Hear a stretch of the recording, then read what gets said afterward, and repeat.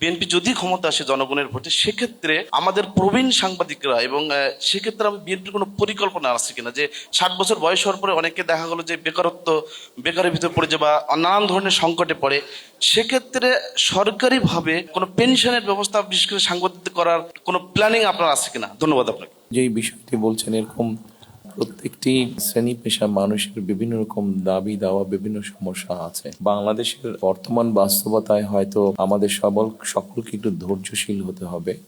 কারণ আপনি নিজেই বললেন বা অনেকে বক্তব্যে বলেছেন, বিগত 15-16 বছর ফ্যাসিস্ট আমলে যেভাবে দেশ থেকে দেশের সম্পদ পাচার হয়ে গিয়েছে, স্বাভাবিকভাবে আমরা যদি সকলে ধৈর্যশীল হই, রাদার আমরা যদি জন এফ কেনেডির ওই কথাটা বলি যে রাষ্ট্র আমাকে কি দিল তা না, আমি রাষ্ট্রকে কি দিতে পারি, সেক্ষেত্রে হয়তো আমরা ধীরে ধীরে হলেও একটা বেটার অবস্থান গড়ে তুলতে পারবো এবং তখন সকলকে আমরা একটা সুবিধাজনক অবস্থায় নিশ্চয়ই নিয়ে যেতে পারবো।